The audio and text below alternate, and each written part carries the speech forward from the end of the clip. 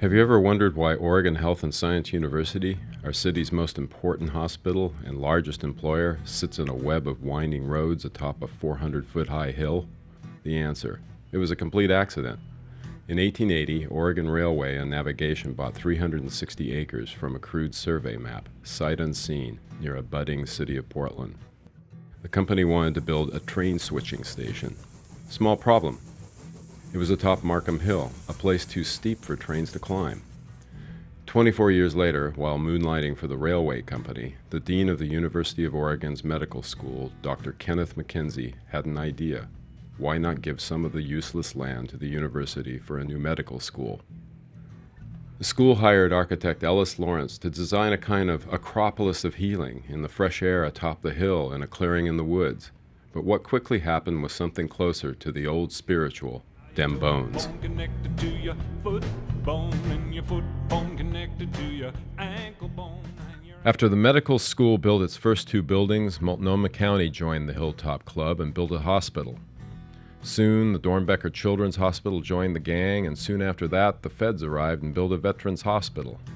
And the campus grew and grew and grew to over 5 million square feet of buildings today. Bone and a hip bone connected to your backbone, and the backbone connected to the shoulder bone, and your shoulder bone connected to the neck bone. If you look at the history of medical science universities, there's always been a kind of connection imperative, dating all the way back to the Middle Ages when monks first started building infirmary wings onto churches. Over the centuries, the need for connection has made for some wild floor plans and fascinating building types. In the 1750s, Paris's main hospital, the Hôtel Dieu, built a new wing right over the River Seine. Like many architects before him, Ellis Lawrence envisioned an elegant future university. But med science schools tend to grow more like emergency room patients get fixed. Call it triage urban planning.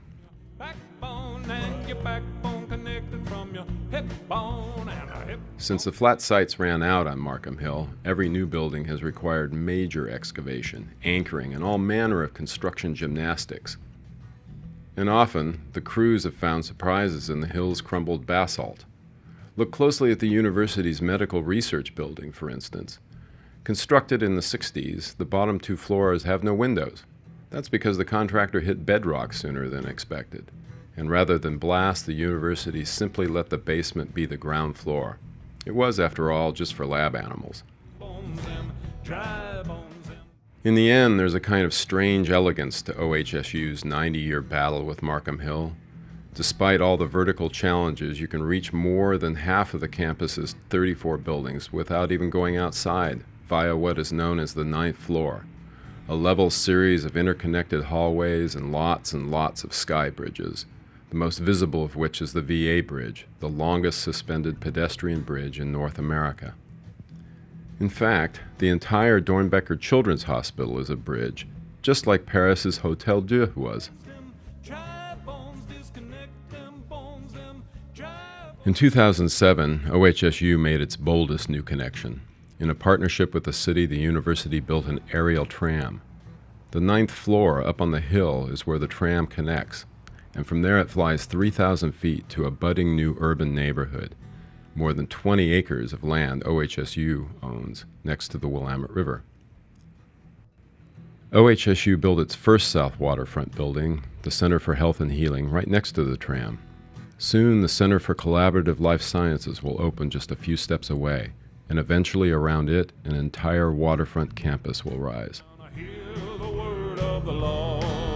Them bones, them dry bones, them bones, them dry bones, them bones, them dry bones. Wanna hear the word of the Lord, 'cause Ezekiel connected them dry bones. Ezekiel connected them dry bones. Ezekiel connected them dry bones. But now, with Hill and City linked by a 3-minute tram ride, the OHSU connection imperative is spreading even farther. A streetcar links South Waterfront and downtown and Portland State University, and soon a new bridge for light rail, streetcars, buses, bikes, and walkers, entirely free of cars, will link South Waterfront and OHSU to OMSI.